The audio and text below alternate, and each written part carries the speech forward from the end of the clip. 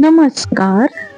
हा व्हिडिओ त्यांच्यासाठी आहे की ज्यांच्या घरात म्हणजे तुमच्या घरात जर का अष्टधातूचे, पितळांचे, चांदीचे, अगदी सोन्याचे देखील असले तरी बाळकृष्ण, विठ्ठल रखुमाई, महादेवाची पिंड किंवा देवी मातेच्या प्रतिमा, मूर्ती असतील तर तुम्ही त्यांची विशेष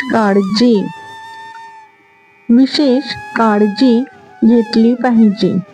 जर का आपण विशेष काळजी घेतली नाही, लक्ष दिले नाही तर कालांतराने ह्या मूर्त्या काळ्या पडतात आणि काळ्या पडल्यानंतर आपल्यालाही वाईट वाटतं. म्हणून पूर्वीच्या काळात कोणत्याही देवतेची प्रतिमा स्वच्छ करण्यासाठी राख वापरली जात असे.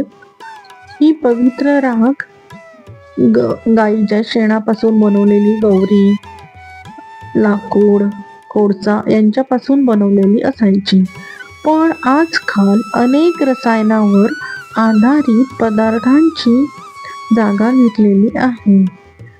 पण यांच्यामुळे म्हणजे या रासायनिक पदार्थांमुळे किंवा औषधांमुळे मूर्ती सुंदर होते, स्वच्छ पण होते, पण ही रासायनिक प्रक्रिया असते.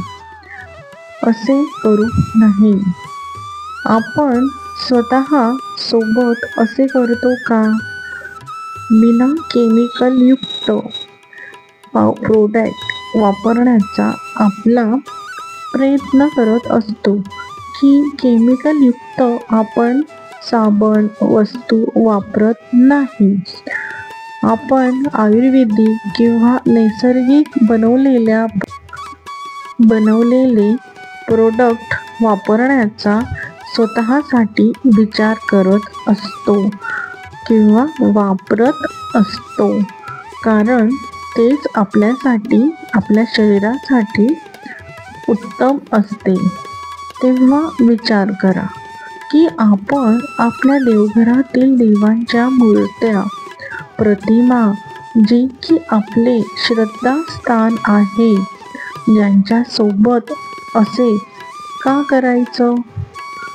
आपण असं केलेलं आपल्या मनाला तर पटतंय का? बघा. म्हणून असं करू नका. तुम्हाला ते स्वच्छ करायचे असतील तर तुम्ही हळद, दही, वाळलेली आंबा पावडर, चिंच पावडर किंवा तपकिरी साखर घालून पेस्ट बनवा आणि त्याद्वारे स्वच्छ करा. बघा, आपल्या देवघरातील मूर्त्या, प्रतिमा, जे काय तुमच्याकडे असेल, जसे की अगदी घंटी, दिवा, हे सुद्धा स्वच्छ निघतील. आपले श्रद्धास्थान, आपले छोटेसे बाळकृष्ण, विठ्ठल रुक्माई, गणपती बाप्पा, देवी मातेची मूर्ती, अन्नपूर्णा माता, लक्ष्मी माता सोन्याहूनही जास्त चमकतील आणि तुम्हालाही समाधान आणि आनंद मिळेल.